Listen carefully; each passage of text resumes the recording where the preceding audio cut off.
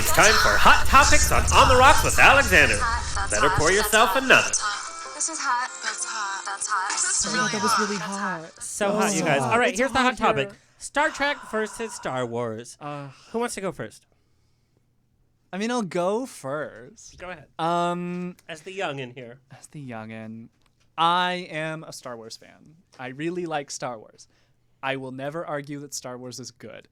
I think. So you just did my debate point. Yes. No. I don't Here's have to here's the thing. Star Wars versus Star Trek, and I'm just leading by being a contrarian, is like, so you're going to make us pick between billion-dollar franchises? We're going to do the advertising of, like... The energies, the technology, the environment are two totally different things. They are two totally different things, but they also don't need our help.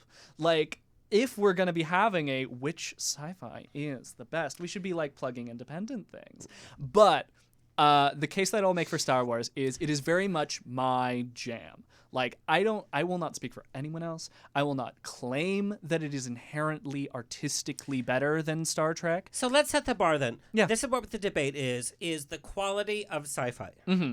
That's what we're going to talk about then. Well, here's the thing. Star Wars is sci-fi in name only because it's a Western and a samurai film and a fantasy, and it's only sci-fi because there's spaceships. So I don't think it's better at being... I'm arguing where's the against science? my own point. Can you help me out? Can you help No, me? you're actually helping me. It's like... I think it's apples and oranges. It's not sci-fi. If we're No. talking about sci-fi, we're talking about... It's such a strange debate to have because they're so different and they appeal to such different tastes. And which one did you connect with which one did you experience first? I think that is the root of how everybody feels so passionately about one or the other. and I did- which one hit you first? Goodness. I did definitely connect with Star Wars first. And I love the OG Star Trek, but I want to explain a little bit about the reasons I like these franchises. Is I like puppets, and I like camp. Your dogs are named after Muppets. Our dogs are named after Muppets. It's true. Fozzie and Gonzo. Fozzie and Gonzo. They're very cute. Oh my gosh, they're He they're has both a boyfriend, so calm down. they're both Oh wow. they're both rescues, but they're both like kind of Chihuahua mixes, so they're little. That's a Muppet, literally. And they're just puppets, and it's so funny. I love Muppets and I love camp, and Star Wars has both of those, and Star Trek only sometimes has puppets. And the original Star Trek has camp out the wazoo, and I love it. The episode where they all do like space drugs and George Takei is shirtless, oiled up, and wielding a sword. I was like, this is my jam. I love this. But Next Generation was so esoteric, and it was so like, oh, we're going to be intellectual about it. And that's always the Star Trek that's recommended to me, being like, oh, no, it really gets good when it's Next Generation. I'm going to tell you, it doesn't get good until Star Trek 2. Okay. And then it talks about devotion. It talks about history. It talks about family and space. And then it talks about actual science. It's Star Trek 2 through 6. Okay.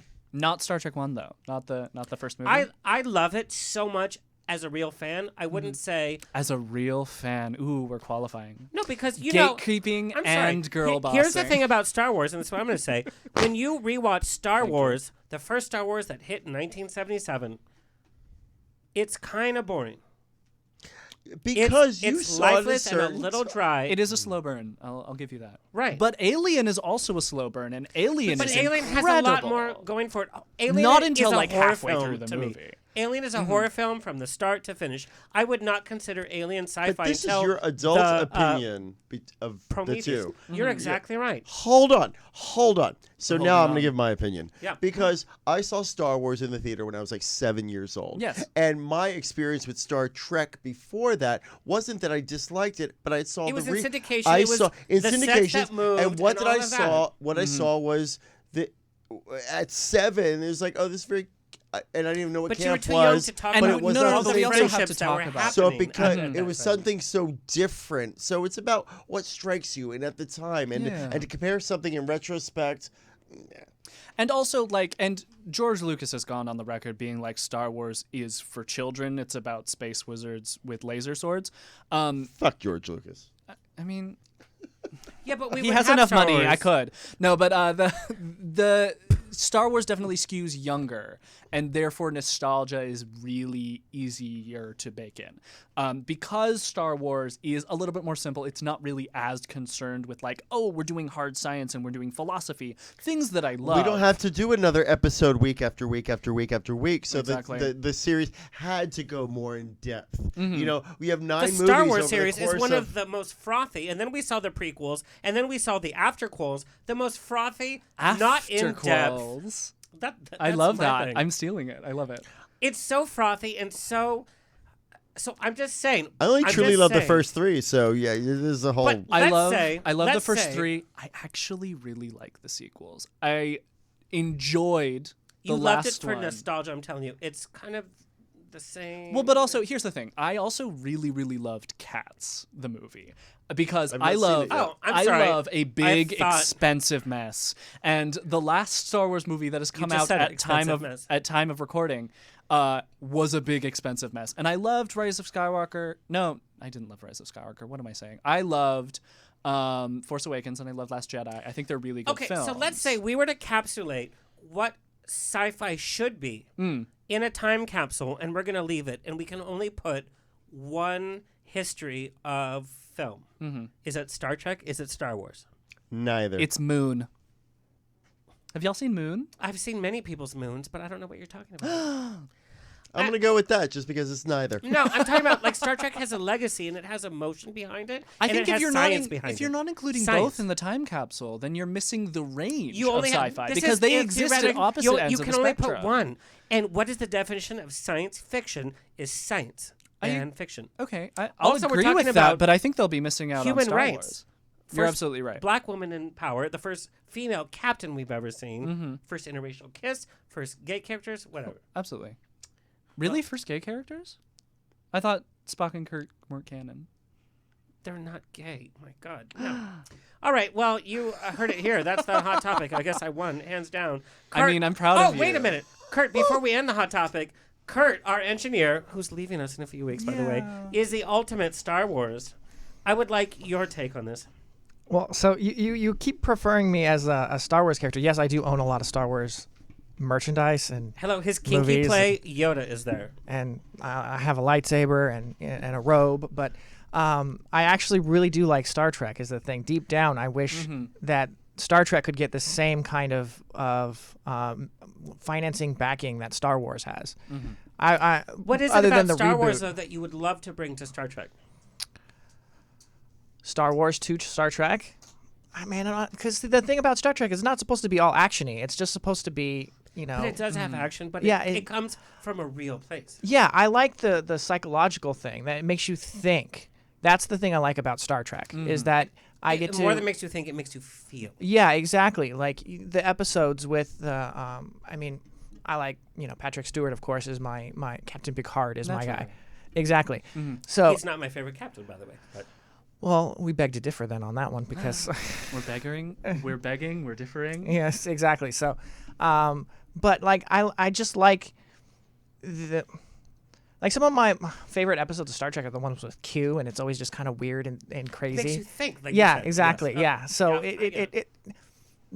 I liked Star Trek because of the thinking. I watch Star Wars because I don't have to think. I could tell the way her Wait a minute. lips are pursed. Can I quote that? Yes. She thinks she won.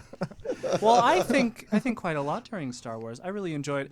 We were talking about the things that Star Trek can get from Star Wars. I think in the other direction, especially because Star Wars is becoming more like television centric. What with Disney Plus, I had very little of this drink, and I'm suddenly stuttering so much. It's Don't unacceptable. Even worry about it, girl. Come on. Okay, so what we're doing when we're televising Star Wars is we're making it a little bit smaller, and we're making it a little bit more like for television. You have to be more dialogue heavy because you can't afford quite as many spectacle moments. And I think we'll probably be seeing a lot more of the in-betweens in the future. I think we're diluting sci-fi with all of these spin-offs. Okay. Mandalorian, fun show to watch, and Baby Yoda caused a sensation. Naturally. Is it quality storytelling to the Star Wars genre? I think so. At the same time, Star Trek is having all these spin-offs too. Mm-hmm. Am I a fan of all of them? No. Oh, okay. does it dilute the product? So hold on. We've been doing a lot of like qualifying. Well, not every Star Wars is good, but which Star Treks do you think are not good? And why don't you think that counts in the debate of which one is better? Oh, no, it still is 100 times better than The Mandalorian. We're like, Baby Yoda, Baby Yoda. It's marketing in my mind. It's the same characters. It's nothing new with the spin-offs. The Star Trek spin-offs are great. They're really pushing the envelope. Mm-hmm. And for me as a diehard original cast fan, is hard. That's where I'm coming from. Apples and oranges. No. So we are going to do... eat your apple. We're going to do a sci-fi panel. I'll eat my orange. Kurt, I'm so sorry. I'll peel it for you. But I think you... How did this turn into an innuendo? What happened?